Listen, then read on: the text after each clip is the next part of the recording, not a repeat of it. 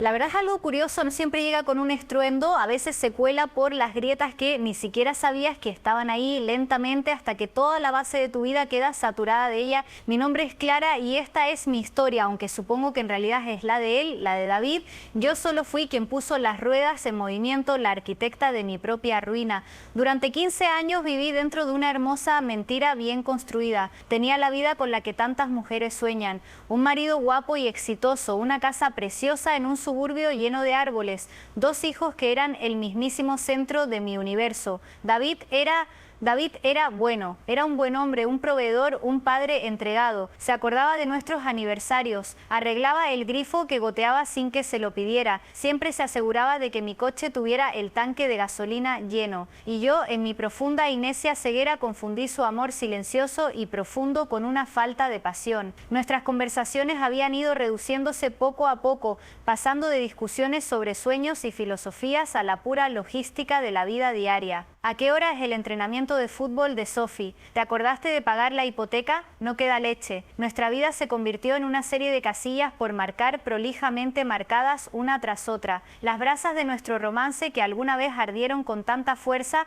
eran ahora solo cenizas tibias y débiles. Me sentía invisible, no como mujer, sino como una persona con una tormenta arremolinada de deseos y energía inquieta todavía dentro de ella. Empecé a creer que eso era simplemente en lo que se convertía el matrimonio, una asociación cómoda, un arreglo comercial con recuerdos compartidos y niños. Estaba sola en mi propia casa, sentada justo al lado del hombre que había jurado compartir su vida conmigo.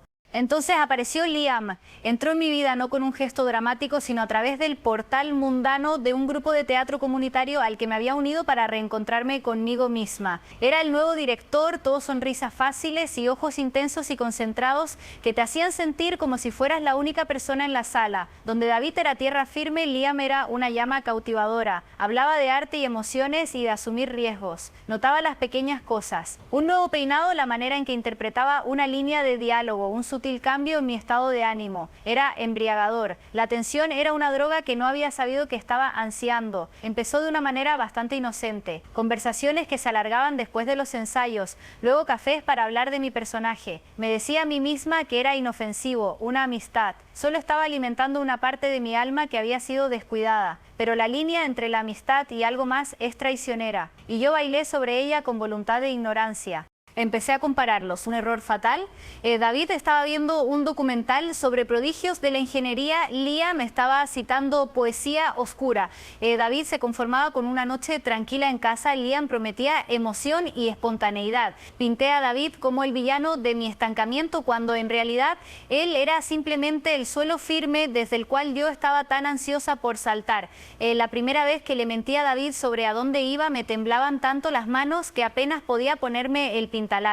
Le dije que tenía un ensayo extendido, un cambio de guión de última hora. Él solo asintió, besó mi frente y me dijo que condujera con cuidado. La simplicidad de su confianza fue un cuchillo en mi conciencia, pero lo giré hacia un lado enterrando la culpa bajo una oleada de anticipación eufórica. Mi aventura con Liam nunca se trató de lo físico, no en esos primeros días. Se trataba del mensaje secreto que me hacía sonreír, de las miradas compartidas a través de una habitación, de la sensación de ser verdaderamente vista por alguien que no era mi marido. Fue una aventura emocional, una traición del corazón que en muchos sentidos hiere más profundamente que cualquier otra. Me convertí en una extraña para mí misma, una mujer que llevaba una doble vida. Era mamá preparando almuerzos y ayudando con la tarea. Y luego era Clara, la mujer vibrante e interesante que Liam parecía adorar. Comparmentalicé con tanta ferocidad que casi me convencí de que era sostenible.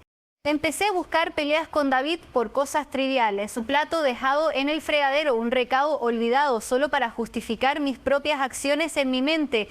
¿Ves? Me decía, él no me entiende, no le importo. Estaba armando un caso en su contra para exonerarme a mí misma. Pero David empezó a cambiar, fue sutil al principio, se volvió más callado, más observador. A veces me miraba con una expresión que no lograba descifrar. No era rabia, no era tristeza, sino una especie de cálculo profundo y pensativo. Yo estaba tan absorta en mi propio mundo secreto que lo descarté como estrés del trabajo. Él también comenzó a trabajar hasta más tarde. Sentí una perversa sensación de alivio cuando lo hacía. Me daba más libertad, más oportunidades para ver a Liam. La ironía es tan amarga ahora. Creía que su ausencia era mi libertad cuando era en realidad el primer ajuste del lazo. Una noche llegué a casa sonrojada y eufórica después un paseo con Liam por el parque. David estaba en su despacho rodeado de planos para un nuevo proyecto. Levantó la vista cuando entré y su mirada fue tan directa, tan penetrante que mi sonrisa se desvaneció. «Pareces feliz», dijo con la voz neutra, desprovista de su calidez habitual. «Lo estoy», respondí demasiado rápido. «Fue un buen ensayo. La obra está saliendo realmente bien». Él solo asintió lentamente, sus ojos sosteniendo los míos un segundo demasiado largo. «Bien, me alegra que lo encuentres tan satisfactorio». Había algo en su tono, un matiz leve, casi indetectable, que hizo que un escalofrío me recorriera la espalda. Pero lo dejé pasar. Estaba demasiado hundida en mi propia ilusión, demasiado adicta a la emoción de mi vida secreta para ver las señales de advertencia. El hombre al que había dado por sentado, el hombre que creía que no se enteraba de nada, estaba observando, estaba aprendiendo y estaba planeando. El juego ya estaba en marcha y yo, la orgullosa y necia adúltera, ni siquiera sabía que ya estaba jugando, mucho menos que ya había perdido. Ese fue el final del principio, la calma antes de la tormenta que arrasaría con mi mundo cuidadosamente construido, dejando nada más que la verdad brutal y sin barniz a su paso. El cambio en David fue tan gradual, tan meticulosamente elaborado que solo lo noté en retrospectiva. El hombre tranquilo y confiable con el que me había casado empezó a rehacerse a sí mismo y lo hizo con la paciencia de un maestro escultor. Empezó con cosas pequeñas, se apuntó a un gimnasio, la suavidad alrededor de su cintura se tensó, reemplazada por una nueva delgadez firme. Actualizó su vestuario, cambiando sus cómodos y familiares jerseys por camisas entalladas que enfatizaban el ensanchamiento de sus hombros. No solo se veía diferente, se movía de forma diferente. Había una nueva confianza en su postura, una seguridad silenciosa que antes no existía. No estaba intentando recuperarme. Esa era la parte más extraña. No me colmaba de afecto ni de grandes gestos. Simplemente se estaba convirtiendo en más. También se volvió fascinantemente ocupado. Cuando antes siempre estaba en casa para la cena, ahora tenía eventos de networking, cenas con clientes y conferencias del sector. Las primeras veces que mencionó esas actividades, una parte mezquina y celosa de mí se encendió.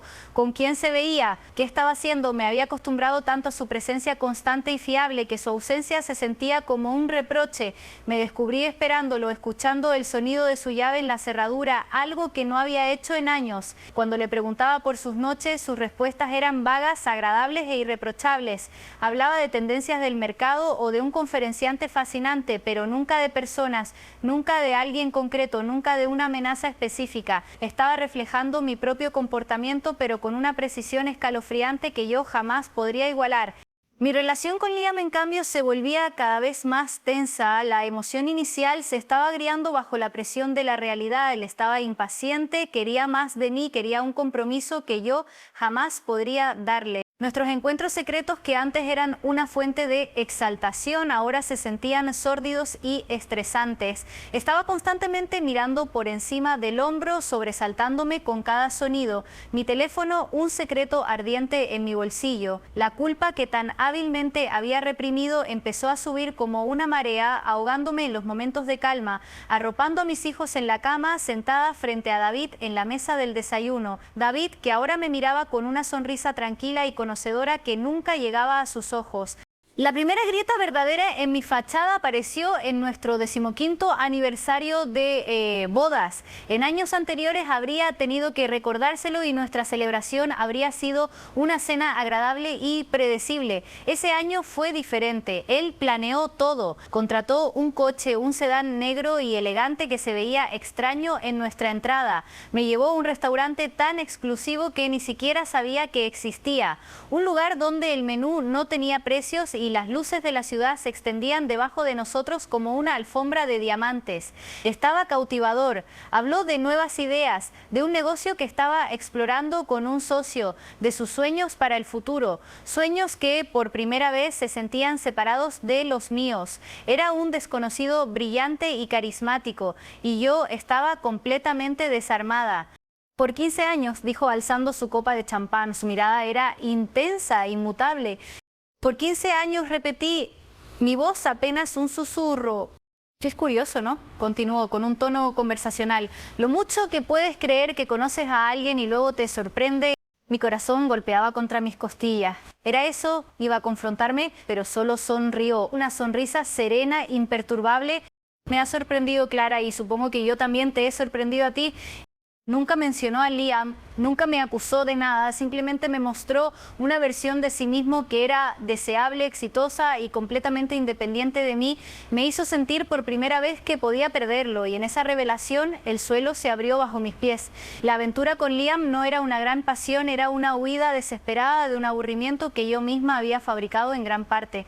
Pero la idea de que David siguiera adelante, de que otra mujer apreciara a este nuevo y formidable hombre, me llenó de una celosa y primitiva sensación de terror. Empecé a alejarme de Liam, mis excusas se volvieron endebles, mis mensajes de texto cortos y distantes. La fantasía se derrumbaba bajo el peso de mi realidad en ruinas. Liam lo notó, por supuesto, se volvió exigente y luego amargado. Vas a volver con él, ¿verdad? Me acusó durante una llamada telefónica apagada y furiosa en el garaje. Volver a tu vida segura y aburrida. Pero mi vida con David ya no se sentía segura y estaba lejos de ser aburrida. Se sentía como caminar por un cable a gran altura y yo estaba tambaleándome sin red.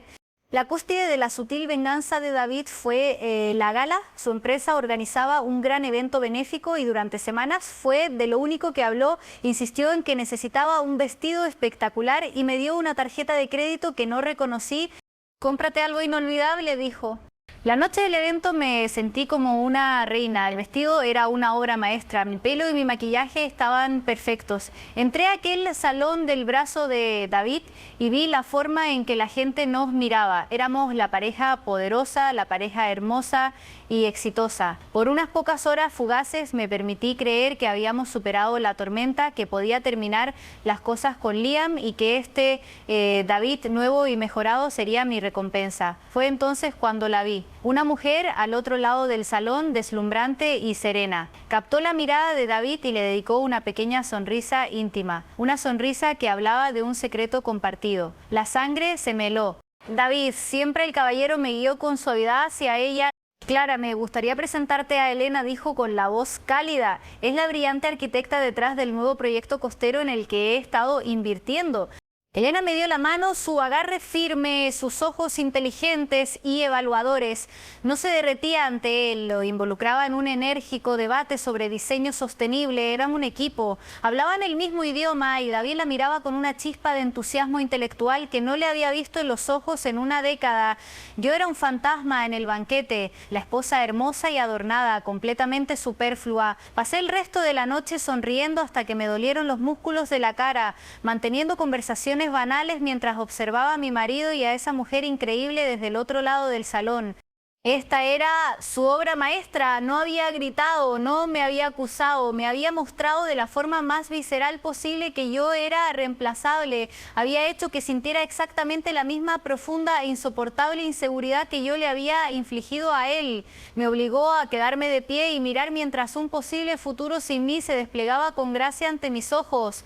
El viaje de vuelta a casa fue silencioso, la casa estaba silenciosa. Me ayudó a quitarme el vestido, sus dedos rozando mi piel y no había intimidad en el gesto, solo una fría eficiencia clínica. Había tomado mi traición, la había absorbido y la había transformado en un arma de exquisita y silenciosa precisión. Y yo estaba desangrándome por 1000 heridas invisibles.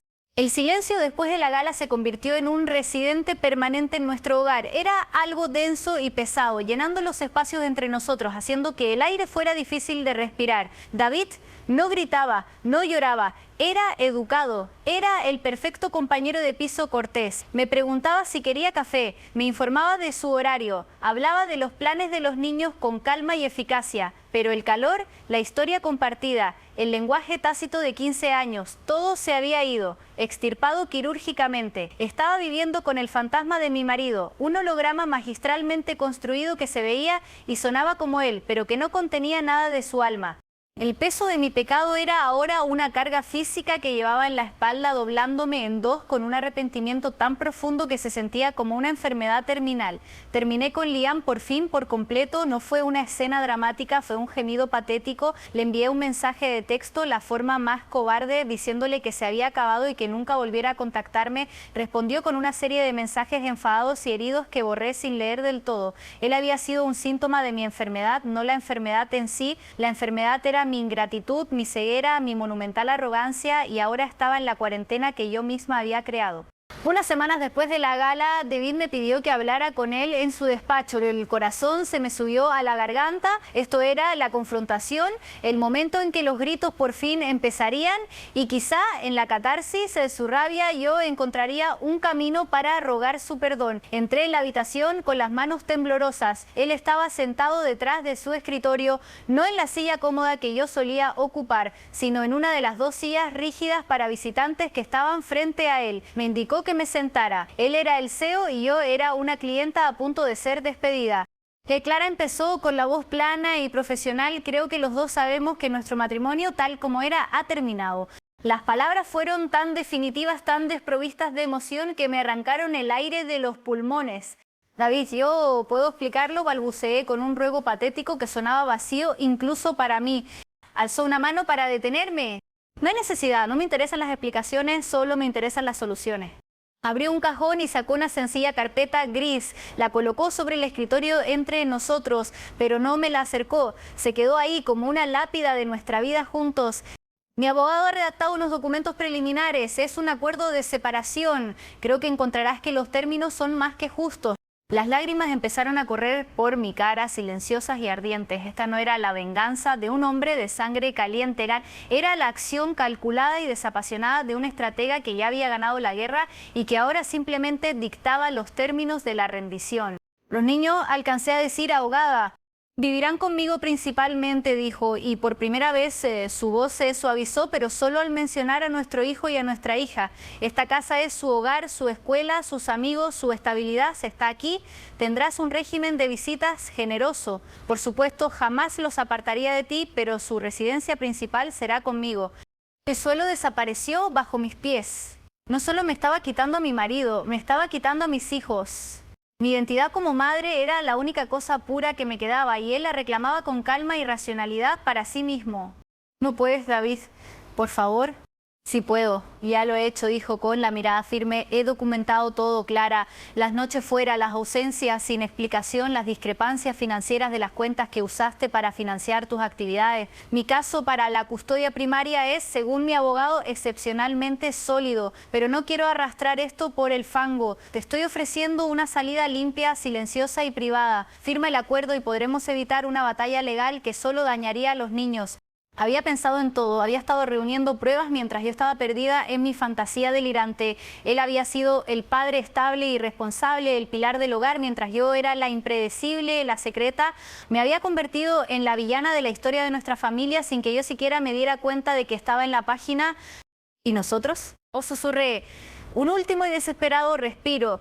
No hay nosotros, Clara, dijo, y por un fugaz segundo vi un destello del dolor que le había causado, una herida profunda y antigua al fondo de sus ojos. Desapareció tan rápido como apareció, sustituida por la calma impenetrable. Hace mucho que no lo hay. Te encargaste de eso. Por fin empujó la carpeta hacia mí. Tómate tu tiempo, haz que tu abogado la revise, pero mis términos no son negociables. Tomé la carpeta, su peso sintiéndose como un ladrillo de plomo en mis manos. Me levanté, las piernas débiles, y salí tambaleándome del despacho. Fui a nuestro dormitorio, su dormitorio ahora, y metí ropa en una maleta con manos temblorosas. Me estaban desalojando de mi propia vida. Llamé a mi hermana sollozando incoherentemente y ella vino a recogerme. Cuando crucé la puerta principal por última vez, vi a mis hijos jugando en la sala. Levantaron la vista confundidos. ¿A dónde vas, mami?, preguntó Sofía. Mami tiene que irse por un tiempo, cariño, dije, con la voz quebrada. Está bien, dijo mi hijo con una despreocupación desgarradora. Papá dijo que vamos a por pizza y a ver la nueva película de superhéroes esta noche. Y ahí estaba el giro final y perfecto del cuchillo. Él no era el villano que rompió a la familia. A sus ojos, él era el héroe, el padre divertido y estable que los llevaba a comer pizza y al cine mientras mamá, impredecible y emocional, se marchaba. No solo había asegurado su futuro, había asegurado su relato. Yo era una nota al margen, un pie de página en la historia de su infancia. Me mudé al cuarto de invitados de la casa de mi hermana. El acuerdo de separación era, como David había prometido, generoso en lo económico. No me faltaría nada materialmente, pero me faltaba todo lo demás. La soledad era un dolor físico. Extrañaba el sonido de su respiración por la noche. Extrañaba el ritmo mundano de nuestra vida. Extrañaba a mis hijos con una ferocidad que me dejaba sin aliento. Mis visitas con ellos eran tensas. Estaban felices de verme, pero su hogar, su centro, estaba con su padre. Hablaban de los famosos panqueques de papá y del proyecto que estaban construyendo en el garaje con él. David se había convertido en el sol alrededor del cual giraba su mundo y yo era una luna distante que solo los visitaba de vez en cuando. Unos 6 meses después de que me fui, estaba haciendo scroll en las redes sociales, un hábito masoquista que no podía abandonar, y vi una foto publicada por un amigo en común. Era de una recaudación de fondos en la escuela. Allí estaba David viéndose más guapo y relajado de lo que lo había visto en años, y de pie a su lado, sin tocarlo, sin ser evidente, estaba Elena. Sonreía y sostenía una pila de platos desechables, luciendo a todas luces como alguien que pertenecía a ese lugar. El pie de foto decía: qué bueno ver a David y Elena apoyando nuestras escuelas. Qué pareja tan poderosa. No era una declaración de relación, era algo más sutil, más devastador. Era la siembra de una semilla, el anuncio silencioso a todo nuestro círculo social de que David estaba siguiendo adelante y de que lo hacía con una mujer de sustancia, de clase, de brillantez. Mi fantasía de venganza, esa en la que David estaría perdido y roto sin mí, era cenizas. Él no estaba roto, se había reconstruido más fuerte, mejor y con una pareja que apreciaba al hombre en el que se había convertido. Y yo me quedé sola en el silencio, con nada más que el eco de mis propias decisiones. Su venganza no fue un momento de drama ardiente, fue un proceso lento e inexorable de demostrar que estaba infinitamente mejor sin mí. Tomó mi traición y la usó como combustible para construir una vida mejor para él y para nuestros hijos. Una vida en la que yo era innecesaria, no me odiaba. Eso habría requerido un compromiso emocional que ya no estaba dispuesto a darme. Simplemente había seguido adelante y al hacerlo me dejó en el invierno perpetuo de mi propio arrepentimiento, con la gélida comprensión de que la mayor venganza no es el odio, sino una indiferencia profunda y absoluta. Él ganó viviendo bien y se aseguró de que yo siempre lo supiera.